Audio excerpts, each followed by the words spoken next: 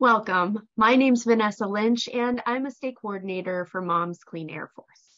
Moms Clean Air Force is a community of over 100,000 moms and dads in Pennsylvania and over 1 million nationwide, united against air pollution and the urgent crisis of our changing climate to equitably protect our children's health. Thank you for joining us for our webinar. We're fortunate to have an excellent lineup of speakers to help us to better understand what's going on with plastic incineration, which the industry calls advanced recycling in Pennsylvania, and what we can do about it. Our first speaker, Rachel, will introduce the issue of advanced recycling. Rachel's the Ohio River Valley Field Coordinator for Moms Clean Air Force.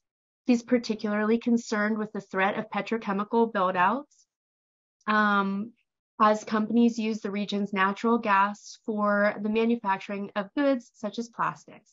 As an educator with a master's in environmental education and a mom, Rachel cares greatly about the health of our children and is dedicated to work that repairs our relationship with the natural world so that our kids can have a better future. Thank you, Vanessa. As you heard Vanessa say, we are a community of over 1 million members united to protect children's health from air pollution and climate change.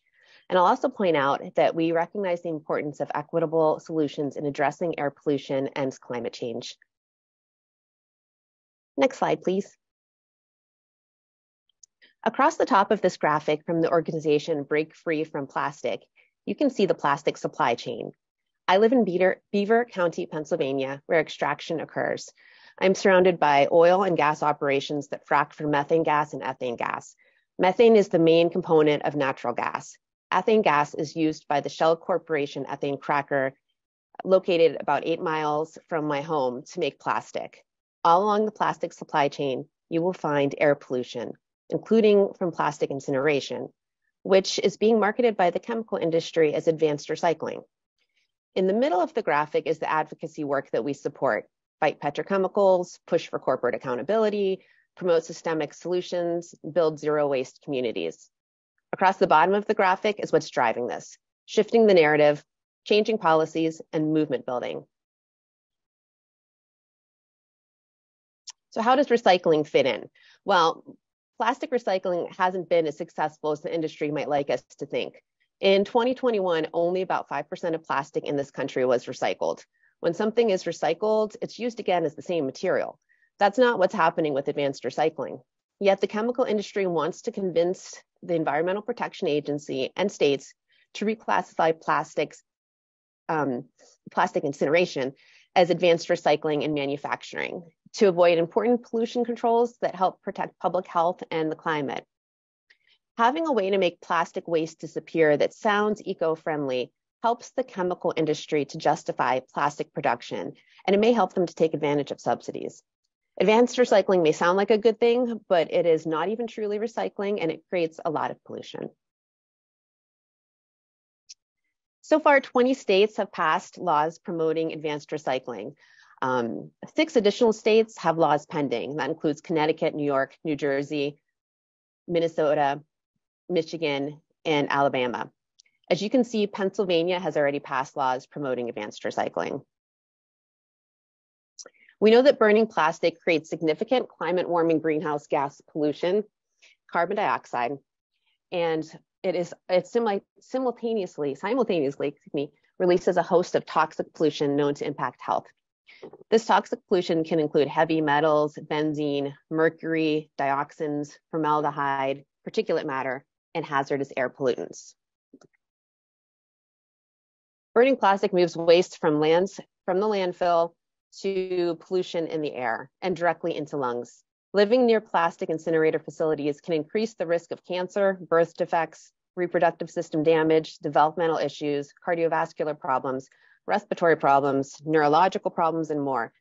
Having plastic incineration reclassified and not regulated under the Clean Air Act would allow these facilities to emit harmful air pollution without any monitoring, reporting, or pollution control technologies. Many plastic waste incinerators are located in low-income communities and communities of color that are already overburdened by pollution. Communities located near plastic incinerators need the protections that the Clean Air Act and incinerator standards provide. Children are especially vulnerable to air pollution. Children breathe faster than adults, so they inhale more air and can be exposed to more air pollution than adults for their body size. Children exercise more and spend more time outside than adults, which means that they can breathe more outdoor air pollution. Children's lungs and brains are still developing, and developing lungs and brains are more sensitive to pollution than fully formed adult lungs. And there are other impacts when polluting industry comes to town. It takes a toll on the community in many different ways. Conflicts arise between neighbors who want the industrial development and those who do not. And this strains relationships within the community. For those who do not want the industry near them, this community conflict can often lead to feelings of powerless, anger, and concerns about safety and security, and disillusionment with the government over failing to protect them. Add on the growing body of scientific and medical evidence that associates air pollution with negative health effects, and it's very understandable why impacted community members can suffer from high levels of stress, anxiety, and depression. But there are ways to take action. It's really important for people to speak up and take action. And I can't stress enough the importance of voting for candidates with your best interests in mind. It's important to find others in the community for support. You can join organizations, great organizations like Clean Air Council, Climate Reality, and Mom's Clean Air Force, and many others can help with actions and education. You can get educated, and Mom's Clean Air Force has many great fact sheets on different topics that can help. And you can sign a petition. It's easy to sign a petition online to make your voice heard. You can attend a rally, use social media to raise awareness of issues, and you can tweet elected officials that way. You can engage lawmakers. It's really important for elected officials and agencies to hear from you. And you can participate in public hearings. And these are all ways you can work to keep your community safe. So I mentioned that signing a petition is easy. Here you go. You can pick up your phone and do it right now. The petrochemical lobby is currently trying to convince the Environmental Protection Agency that plastic incineration should not count as incineration. And this would leave these plastic incinerators free to emit as much harmful air pollution as they wish without any monitoring, reporting, or control technologies. So you can use this petition to tell the EPA to protect our communities from pollution from these plastic incineration facilities. If you want to meet with elected officials to discuss plastic incineration, Mom's Clean Air Force has a great free fact sheet that you can use and leave it behind to explain the issue. You can download it from our website or contact me, and I can have some printed and send them to you.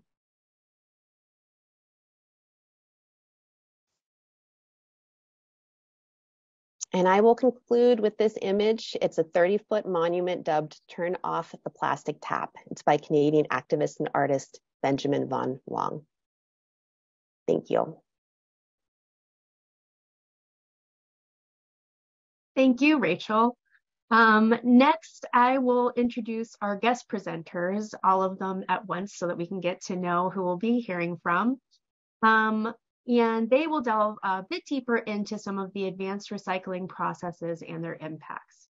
We'll also learn how current policy affects the regulation of advanced recycling. Josephine Gingerich is a regional organizer in the Appalachian region for the Climate Reality Project, working on petrochemical campaigns in Pennsylvania, Ohio, and West Virginia. Josephine supports the People Over Petro Coalition, Reimagine Jobs Initiative, and local petrochemical sites in the Ohio River Valley region. Josephine has a background in conservation and the environmental impacts of climate change. Prior to joining Climate Reality, Josephine worked for the Pennsylvania-Delaware chapter of the Nature Conservancy on habitat restoration. Originally from Michigan, Josephine has a bachelor's of biology and chemistry from Western Michigan University. Dr. Sandy Field is the chair of the Climate Reality Project Susquehanna Valley PA chapter and has been a volunteer there since 2017. Sandy is a former California wildland firefighter, a science and medical writer, and a mom. She's motivated by the recognition that everything she cares about is threatened by the climate crisis.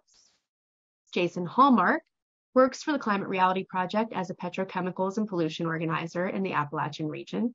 He graduated with a double major in sustainable management and business management from Slippery Rock University. His current work focuses on supporting local grassroots organizations pushing back against petrochemical build-out in the Ohio River Valley. Jason's also passionate about the intersection of disability and climate change. He was diagnosed with multiple sclerosis in 2018 and has since made it a goal to spread awareness about eco-ableism. Susan Sunhe-Volz is an advocacy coordinator with Clean Air Council, statewide member-based nonprofit committed to protecting everyone's right to a healthy environment. She has a master's of science and public policy from Drexel University and is an experienced organizer advocating for climate and environmental justice. Recently, she's worked with local communities to raise awareness about the air quality and health impacts of proposed industrial facilities. Thank you all for being here with us. And Josephine will be the first to present. Thanks so much, Vanessa. Hi, everybody. I'm super happy to share with you some details on what advanced recycling actually is. As Vanessa said, I'm a petrochemicals and pollutions organizer for the Climate Reality Project. My portion of this presentation will be to cover the basics of what advanced recycling means, describe the processes that are housed underneath that umbrella term, and the difference between this and actual recycling. Now, why is this technology a Trojan horse? Stay tuned to see how greenwashing language can impact the way these facilities are being pushed onto your communities. Next slide.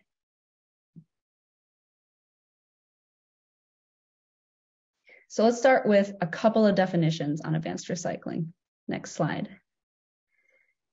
The terms advanced recycling and chemical recycling are often used interchangeably by those in the chemical and petrochemical industries. It's a grouping of technologies that are championed by groups like the American Chemistry Council, who define it as follows. Advanced recycling extracts value from used plastics by converting it into chemical components to be reused in new chemicals and products. The key word there is products, which you would hope means, taking old plastic and making it new plastic if it's under that recycling term. But products can actually mean gas, oil, electricity, and it doesn't really talk about the waste products involved in that. This definition encompasses several different processes, including plastic to plastic repolymerization and plastic to fuel conversion. But the American Chemistry Council, which is the main body in the United States that champions these terms, just sort of like puts it all together under this green little bow of advanced recycling. Something to know about this, it is not a new technology. It's been explored since the 1950s, and to date, there have been over 30 advanced recycling plants built in the US. Now, Gaia did a study in 2020 on the success of these projects. All but 3 of them at the time had been shuttered, and no plants had successfully created usable recycled plastic products or components. And then in 2021, according to Reuters, they did an investigation on those that were still operating, which are those 3. And they do modest operations, and more than half of the current projects that are proposed are years behind schedule. The 3 of the advanced recycling companies that have gone public in the past year, so that's in 2021, have seen their stock prices decline since their market debuts because they're not making progress with this technology. And then as of October 2022, there are only 7 advanced recycling facilities operating. Additionally, plastic to fuel creates an impression of recycling under these terms, and their goal is to alleviate public concerns about the increased plastic use and waste in the US and across the world. But it contributes to more air pollution because it leads to incinerations and emissions into the communities. And it also has not been shown to disrupt any new plastic production by that sort of circular economy narrative you'll hear. Next slide. An example of one of the current operating plants is Gingerich, which is a plant in Oregon. It's a polystyrene pyrolysis plant, which we'll get to the types of plants in a minute. And it is held up by the industry as a prime example of commercial chemical recycling being successful. In theory, it takes waste polystyrene, which is a type of plastic, and uses pyrolysis to turn it back into styrene, which is then supposed to be used to make new polystyrene. However, the facility produces a large volume of styrene that is shipped off to site to be burned instead of being converted to plastics.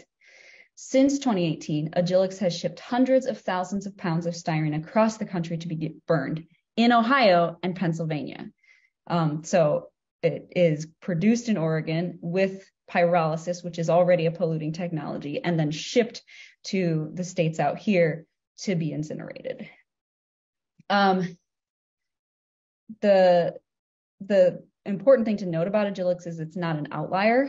Most facilities are creating fuel rather than plastic, and the outputs of their intensive processes are ultimately burned anyway. Nearly 500,000 pounds of hazardous waste was reported in 2019 from one chemical recycling facility alone.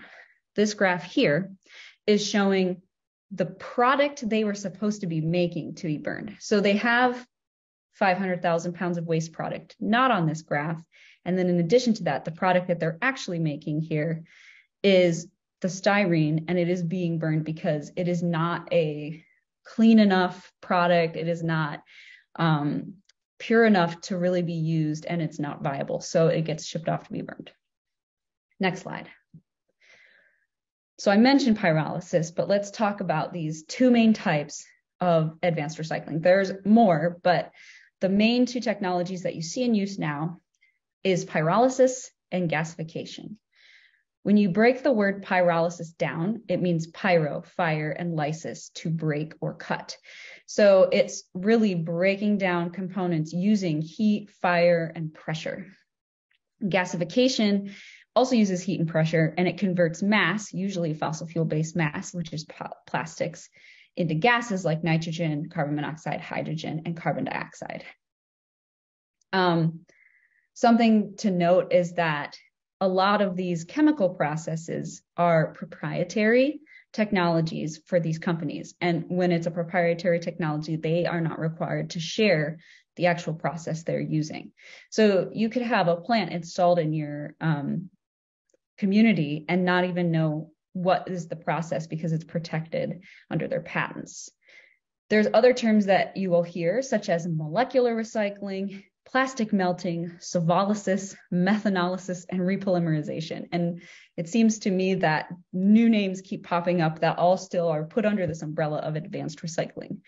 But I encourage you, if you run into these terms, especially if there's a plant being pushed in your area, to just Google it. So for example, if you Google methanolysis, the top thing that comes up from Science Direct is methanolysis is a reaction of a material with methanol at elevated temperature and pressure. So again, heat and pressure, and it's how that technology sort of fits under the risks of combustion, incineration, etc.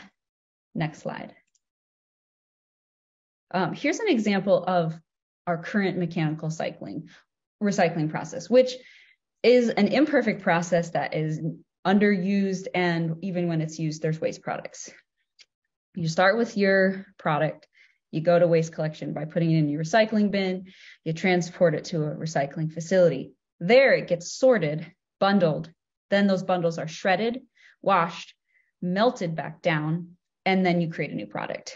Along with that, you do have the waste products from whatever was collected by waste and not able to be sorted into a recycling bundle. But you'll notice in here, although there is melting and reorganization, there is not incineration. Next slide. In all of this language from the chemical industry and the petrochemical industries, you'll notice that they don't use the word incineration. So where does it fit in? Next slide. This graphic shows, again from Gaia, the advanced recycling life cycle. So I'm going to break this down real quick with you. On the very left, you'll see we have mechanical recycling, which does not fall under the chemical recycling or advanced recycling name. Again, you have your input, you have your mechanical treatment, you have the product you get from that, which is recycled plastics. And then you have solid waste, which is what was not able to be recycled and then sent to landfill. Underneath chemical recycling, you have the plastic to plastic repolymerization, which is again where you are breaking it down into its chemical components and supposed to like turn it back into new plastics. And then you also have plastic to fuel, where instead of turning those plastics into new plastics, they are turned into gas or oil. The issue with this is you have the like intentional primary products that are very clear: plastic, fuels, and electricity, because, you know, a lot of like standard incinerators, they just burn and then use that heat to like form electricity, which you'll hear about more at the end of this presentation as well. But the waste products are also this sort of mysterious, untransparent, unclear situation. You have the solid waste you know about. And then with the plastic to plastic or plastic to fuel, it's often unclear from gasification and pyrolysis what those waste products are going to be. In a Gingerich case in Oregon, they make the styrene, it's not usable, it gets burned anyway.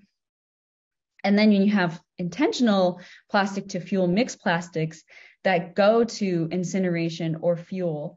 It becomes gas or it becomes electricity, and then it is again burned. And then you have your standard waste to energy on the very right, which is your mixed waste, your trash that you incinerate to make electricity. And then you have your toxic emissions, your liquid effluent, your ash, and other solid waste. So even if the chemical recycling with plastic to plastic was successfully making something, it's still being sent to be burned, and it's still ending up as incineration in the end. And most of the plants that are being put under this recycling category are really just recycling carbons back up into the atmosphere through incineration. Next slide. When you run into this in your communities, when you're speaking up to protect them against pollution, consider ways that you can challenge the chemical industry's narratives and help community members see the difference between what actually recycling is and what this advanced or chemical recycling is. You can call it a false solution, which is an umbrella term to describe several greenwash technologies that we're seeing pop up. You can call it a petrochemical-based technology because it is based on plastics and gas and oil, which are all petrochemical-based. It's a greenwash form of plastic burning. Plastic melting is something else you'll hear. You can simply call it a toxic technology, or you can call it pseudo-recycling because it's not recycling. It's just under the guise of recycling. Next slide. With that, I'm going to pass it over to Sandy, who is going to talk about the Encina plant being proposed for Point Township. Next slide. Thank you very much.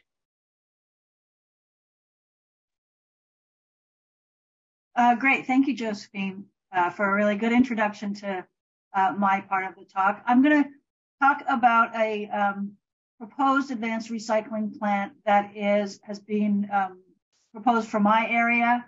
You can see from the map that this is central Pennsylvania. It's a very rural area, and we live here along the river. You go to the next slide, please.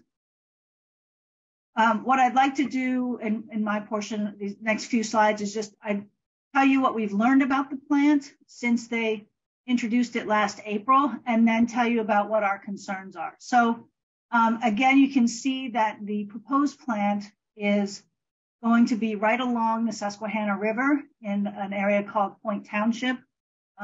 It's in the 100-year floodplain of the Susquehanna River, and it's along a highway in between two towns that already suffer from traffic in the crucial intersections that you'll see why that's important in just a minute.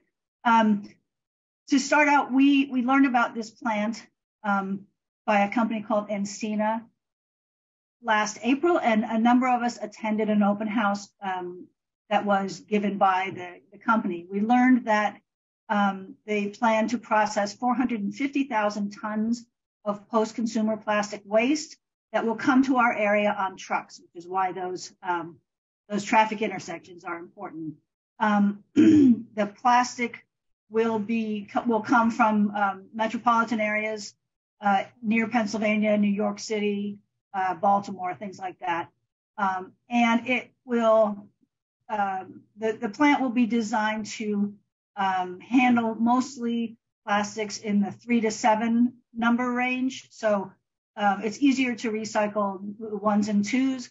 It's less common to recycle plastics 3 through 7 just because they're harder to handle. They have things in them like more coloring, more plasticizers that allow the plastics to be shaped. There are different chemicals that are less commonly used in other ways. And so this plant proposes to be very innovative in addressing this problem of the number 3 to number 7 plastics.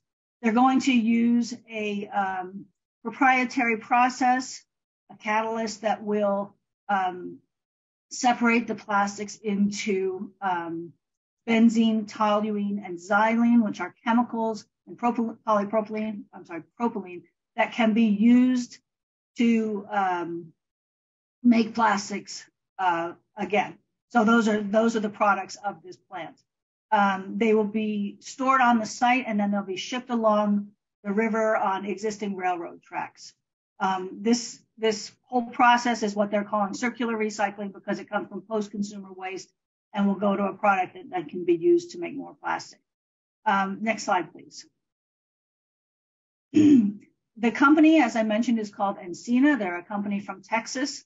The plant is supposedly going to cost $1.1 billion, bringing that money to our area. They've said they're going to have 300 full-time jobs, although that number has changed over time and it has changed depending on their audience. They say that the jobs will have a $75,000 per year average salary. But when I talked to the company, they were saying, well, it's an average, so most people won't make that much, but there'll be some engineers who will make a lot of money, that sort of thing. So, it is an average, so that's a true statement. They have no record of success with doing this, and as Josephine very clearly outlined, no one has really had success with this process. So they have a pilot plant in Texas that's supposedly doing this process, but it is not actually operational. And as far as we can tell, the $1.1 billion, the funding is not actually in place. So as far as we can tell, they've gotten about $55 million in funding. And so that seems to be a pretty large gap. There's a local economic development company called Drive. I'm sorry, I can't remember what it stands for right now, but they try to bring, businesses to our area. And they have actually, they're in favor of the plant, and they bought the site there along the river, and they're going to lease it to the company. And importantly, as far as we can tell, unlike a lot of other oil and gas projects, this one doesn't seem to be getting any local tax breaks or subsidies. And so I'm going to go into a little bit more detail in the next slide about the process. Originally, when we went to the open house, they didn't talk about 2 phases, but that has since changed to be a 2-phase project. The first phase 1, will be bringing the plastics to the area on the trucks, washing them and sorting the plastics, and then initially they're going to be baling those up and selling them off, and they already have someone who's going to buy those. And they've gotten a permit for that, or they've applied for the pollution permit, the air pollution permit from the Department of Environmental Protection for that process, that portion of the plant. The second part is the catalytic pyrolysis part, the more toxic part of the project.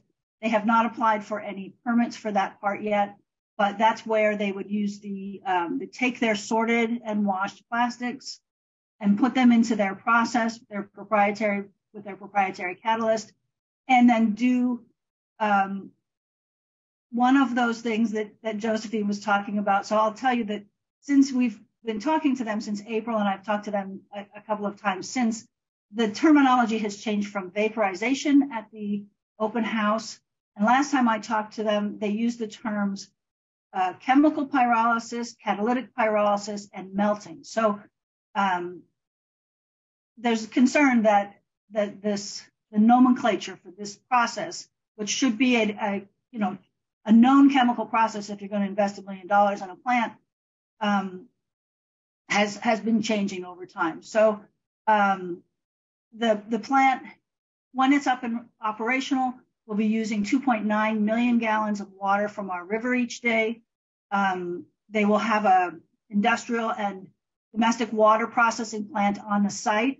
So the site doesn't actually have public water. So the 300 employees will have, their bathroom waste will go into a site, a waste management site on site, and that water will be discharged back into the river.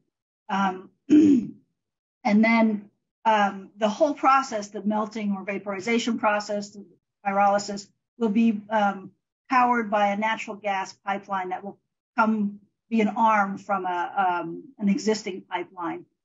Initially, they told me it would be a 1/4-mile pipeline from an existing pipeline, but our research has sort of shown that the closest one is probably 10 miles away. So we think that this is going to be a significant pipeline to this site along the river. So the next slide, please. Oh, I forgot this slide. I just wanted to point out to you that this site along the river is along the north branch of the river that was just chosen as the Pennsylvania River of the Year. So I just want to reiterate that this river, this site, is so central to our entire life here in the Susquehanna Valley. Everything is named for the river. We drink from this river. Recreation is focused on this river, fishermen, boaters, things like that. And now it's been declared the River of the Year. It's a beautiful, beautiful place. And we feel that this plant threatens our area. So next slide, please. So here's the concerns from the local residents. I mentioned that it's in the 100-year floodplain. This is my main concern, actually. The 100-year floodplain in the time of climate change actually sort of means it's going to flood in the next probably 10 years. We know that it will flood. We're concerned about air pollution. There are a lot of unknowns about this process and where the toxic emissions from the vaporization of the plastic will go. The company has said that the pollution will stay in the building, but I don't think that that's actually a possibility, and I don't want people I know to work in that building. Water pollution, we're concerned about microplastics. The company says they're going to be micron filtering the water that goes back into the river, and that seems to be, from a chemistry point of view, that seems to be an unlikely claim. As I mentioned, traffic, all those trucks bringing all the plastic to the site. Light pollution, I'll just point out these two pictures here are not the site. This is, the top picture is what the Shell cracker plant said the plant would look like before they built it, and then bottom image is what the Shell cracker plant looks like now based on people who live near it. So just, companies tend to give you the best possible prediction of these things. Noise pollution is certainly a concern. And then the storage of these toxic chemicals on the site, benzene, toluene, xylene are very toxic chemicals. And then having them shipped on the rail lines is another concern. And then if you could go to, I think it's my last slide. So as I mentioned, we're concerned that the terminology has changed from vaporization to catalytic pyrolysis. Again, I think that if you're going to build a $1.1 billion plant, you should know what the process is. Phase 1 has already received that exemption that Josephine talked about, that was already talked about, that Pennsylvania is giving to advanced recycling plants for as a manufacturing facility. So they've already gotten the exemption for that, so they don't have to follow all of those air pollution laws. The trouble is that the phase one is not actually the advanced recycling part, it's the washing and sorting part. So we're concerned that, as Josephine mentioned, that the phase one is just a Trojan horse for phase two, that once we've accepted phase one as the benign washing and sorting process, that we will not be able to say no to phase two. We're concerned that the pilot plant is not yet operational. There's been no demonstration that this will work. And that there's likely to be an awful lot of waste from this plant. A lot of the plastic will not be pure enough to be used in the process and will go to our local landfills. They're simply not ready for accepting plastic waste from various cities in the Eastern Seaboard. So next slide, please. This is me on our river, just reiterating what's at risk. And if you'd like to get in touch with me, my email address is here. Thank you very much. And if you could go to the next slide, please. And I will pass it on to Susan.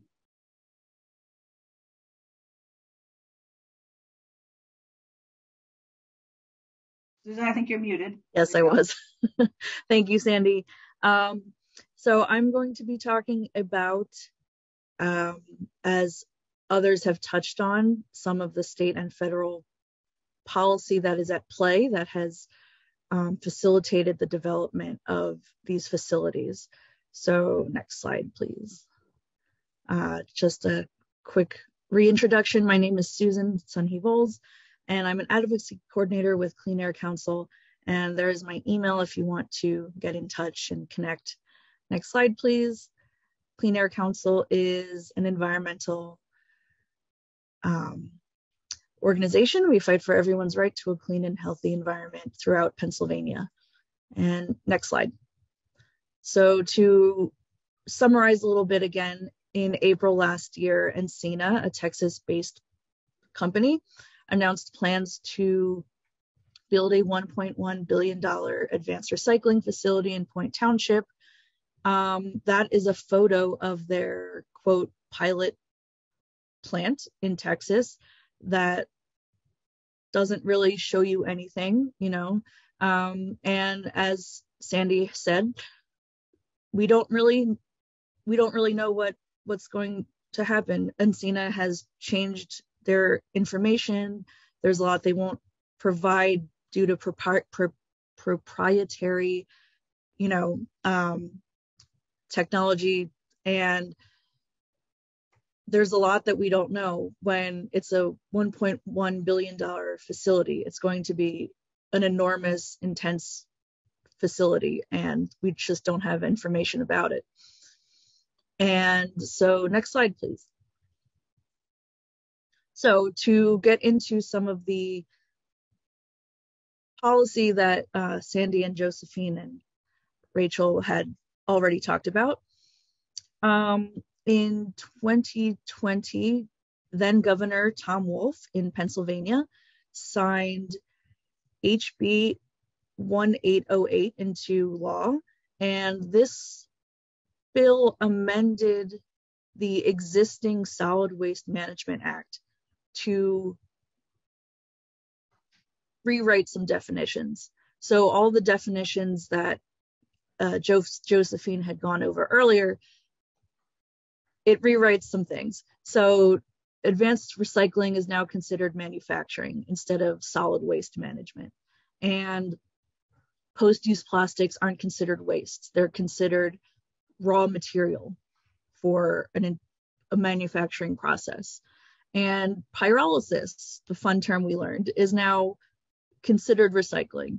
And so I want you to think about that when you hear about advanced recycling, when you hear the word pyrolysis, and think about the process that's involved of it, heat and pressure, breaking plastic down into these very toxic chemicals. According to Pennsylvania, this is now considered recycling.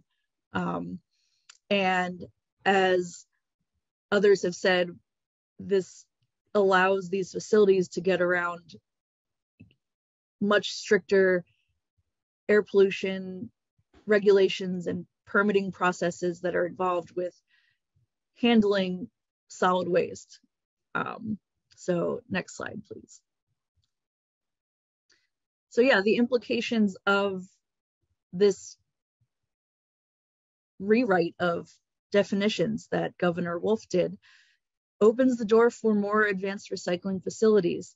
We know that Encina is not getting any subsidies, but a few months ago in October, Governor Wolf announced that a company in Erie is going to be receiving $5 million to support an advanced recycling facility in Erie, Pennsylvania. And it allows other facilities to follow. And as I said, they no longer have to follow the stricter permitting and regulating processes that apply to managing waste. And, you know, Governor Wolf and supporters will say all the things that sound nice. You know, they'll talk about innovation and jobs and, again, make you think this is good recycling when it's not. It's burning plastic, you know. And so Encina applied for and received a waste management exemption from Pennsylvania DEP, Department of Environmental Protection. So they can call themselves a advanced recycling facility, a manufacturing facility. So they don't have to follow, again, these stricter guidelines about managing waste, when, again, it is a very intense process that will involve a lot of air pollution, waste, toxic chemicals, and they, you know, will be able to just kind of do that unregulated now, or with less regulation. So Clean Air Council, we're appealing this exemption. We are arguing that the exemption should not apply to phase one. As Sandy described, phase one is literally just collecting, sorting, washing plastic. It's handling waste, you know. So it should be considered waste management. And especially when we don't know when phase two will happen, there's no reason to give this exemption to phase one. And next slide, please. So at the federal level, 20 states, Pennsylvania included, have passed laws that define advanced recycling as manufacturing. And other states are following suit, as Rachel mentioned. There's right now no federal law, a federal law would, you know, kind of preempt any state law. And the petrochemical industry is lobbying very hard for federal legislation. And so some senators are, you know, taking steps to combat this. The Protecting Communities from Plastics Act was introduced in 2022 by Senators Booker, Huffman, Merkley, and Lowenthal. And this bill, among other things, would create stricter rules around advanced recycling. And again, and setting goals for plastic source reduction, because again, a lot of plastic doesn't get recycled. It winds up in landfills, and an argument from the industry is that they think they're helping, you know, they think they're reducing plastic when they're just creating more plastic. And the real way we combat this problem is to reduce plastic from the beginning, you know, our single-use plastics. And so I want to reiterate that terms like advanced recycling, chemical recycling, these are just attempts at greenwashing to save a a dying industry. And we've seen this before. We've seen the industry try and hype old technology as something new and innovative when it's not. And we know that it's very dirty and harmful. And so there's nothing innovative about advanced recycling. And again, I want you to think about when you hear the term advanced recycling, it means, recycling now includes pyrolysis, which is this intense industrial procedure that creates toxic chemical waste. And that is not recycling at all. So thank you. And next slide. Again, here's my contact info if you want to get in touch. Thanks.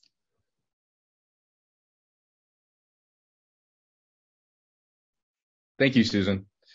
Hi, everyone. I'm Jason. I'm with the Climate Reality Project. Just to reintroduce myself. And the first question is, what is environmental justice? On the next slide, we have the definition from the Environmental Protection Agency as environmental justice is the fair treatment and meaningful involvement of all people, regardless of race, color, national origin, or income, with respect to the development, implementation, and enforcement of environmental laws, regulations, and policies. And for something I'd like everybody to think about, like, what is your definition of environmental justice? Do you see this in your own community? Do you see this in neighboring communities? And what have you, thought about this, and what can you do about it yourself? And on the next slide, something I like to talk about that relates to the advanced recycling or chemical recycling is in Youngstown, Ohio, which is located in Mahoning County, Ohio. It has a population of just over 60,000 residents. And the population of Youngstown is over 42% Black, which is 3 times the national average. And the city is in the Rust Belt. It does have a history of industrial pollution, from steel mills to making cement. And on to the next slide, I'll tell you a little bit more about the plant that is being proposed. Sobe Energy Solutions is purchased a steam heat plant on Youngstown's North Avenue. And this was first announced in November 2021. The Youngstown Vindicator announced that Sobe Energy Solutions was planning to locate in Youngstown to chop up tires and recycled plastics to provide steam heat to downtown buildings. And fast forward a little bit, in July of 2022, a letter was written by 35 Congress members and senators to the U.S. EPA warning about these quote-unquote advanced recycling businesses targeting disadvantaged communities. And that was also sent to the mayor of Youngstown. Later in the month, there was a public utilities committee meeting where members of the community that were concerned with this, so it was actually where 12 concerned citizens attended the meeting. It's where the Sobe CEO presented his chemical recycling business plan, but public questions about air emissions were not even answered. Attendees were not allowed to ask any questions of the company or anybody else in attendance. And then you move a little bit further into September. The Ohio EPA grants Sobe permit to operate natural gas-fired boiler to provide steam heat to downtown Youngstown buildings. As I said previously, that there was a steam heat plant that was purchased by Sobe, which has been used for a long time to provide heat to buildings within Youngstown. And in October of 2020, the public asked Sobe Solutions many questions about air emissions from their thermalizing process, and they received no data, and since no process tests were actually completed. So again, it's very similar to what we heard previously about how they're just presenting this information without even doing any testing. And there is the CEO of Sobe described his plan to thermalize plastic, tires, and computer waste to create more plastic, syngas, and carbon black. And they also mentioned, it's not on any official plans, that they would like to mine cryptocurrency as well.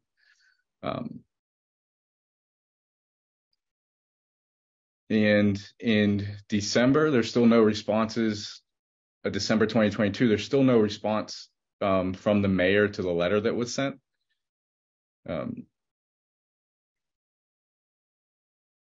And as of right now, that's kind of where we stand. As it still hasn't been built, but they're in the process of getting everything together. But as of now, the only permit that was issued was for the natural gas to create steam heat.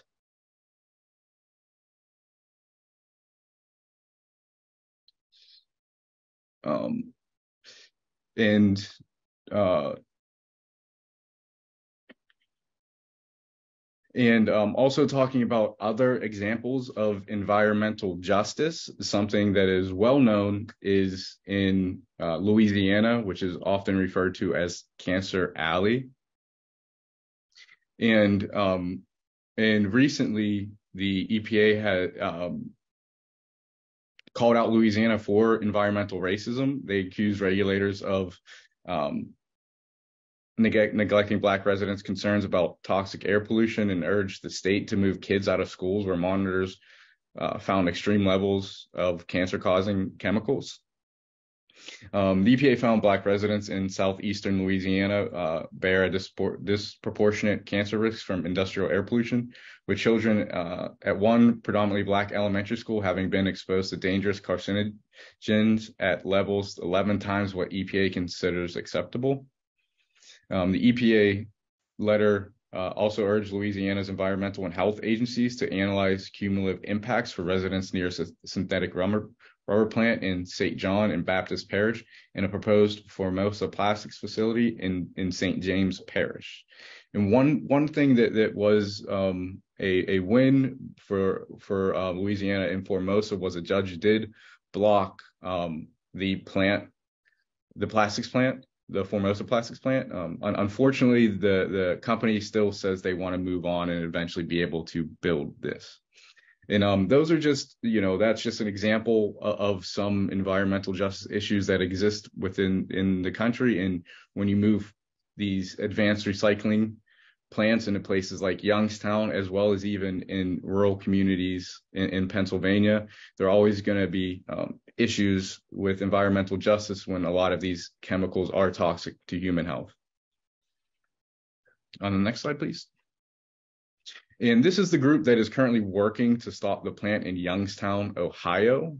If you'd like to get in contact with them and join in, you can just reach out to them at any time. And the next slide, please.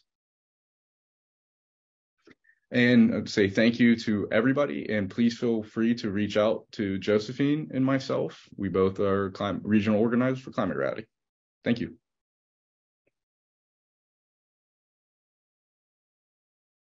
Thanks, everybody. Josephine, Sandy, Susan, Jason, and of course, our own Rachel from Moms Clean Air Force for helping us to better understand this clearly complicated but very important issue. It's critical that we know what plastic incineration or advanced recycling really is so we can work to protect our communities. I wanted to just ask a few questions of our presenters just to sort of let everybody kind of hear a little bit more. The first question we had was, is there a danger of advanced recycling becoming an environmental justice in PA like those other issues that you were talking about, Jason? Yes, definitely, especially when you're dealing with a lot of the toxic chemicals and when you're putting it, like, for example, the Encina plant is sitting right on the river. So not only are you worrying about, the air pollution from burning the plastics, but you got to worry about even the anything getting into the water from, the feedstock to what is produced. And of course, the noise, toxic storage rail, all of those things you definitely have to worry about. And even though this is an example of advanced recycling issues with environmental justice, PA definitely has a legacy of environmental justice issues One example I look to is fracking in Dimock, PA, which in 2009, there was a well pad explosion that ended up contaminating the groundwater for residents. And after years-long fight of residents fighting back, finally, actually just recently, after 14 years, Cabot Oil and Gas took responsibility and was forced to pay to clean the water systems and create new water systems. Although it seems like it's a huge win, the fight still continues, because on the same day they took responsibility, they were given the green light to extract and start polluting and doing the same thing that caused the explosion in the first place. So they were finally given a green light since the moratorium began in 2010. So yeah, I definitely see that these could become environmental justice issues very easily in Pennsylvania and throughout the region. And I just want to quickly add on to that, the recent accident and train derailment in East Palestine, Ohio, that has caused a major danger to the community. And even though it's considered a rural community out there, those people are people and they need to be protected. And Encina has a similar plan of shipping extremely toxic chemicals on the train right through the town, right along the river.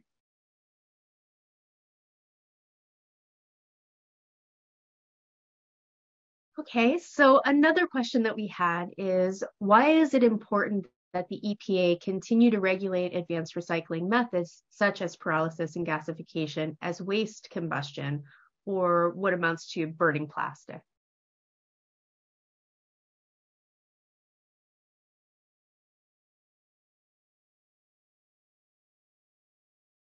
Well, I'll say, I mean, obviously, those communities located near plastic incinerators need the protections that the Clean Air Act and the EPA's incinerator standards provide.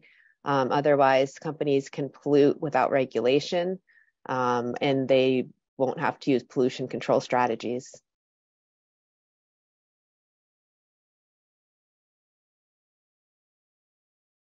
All right, and our last question that we had was, what should we be advocating for at the state level in Pennsylvania?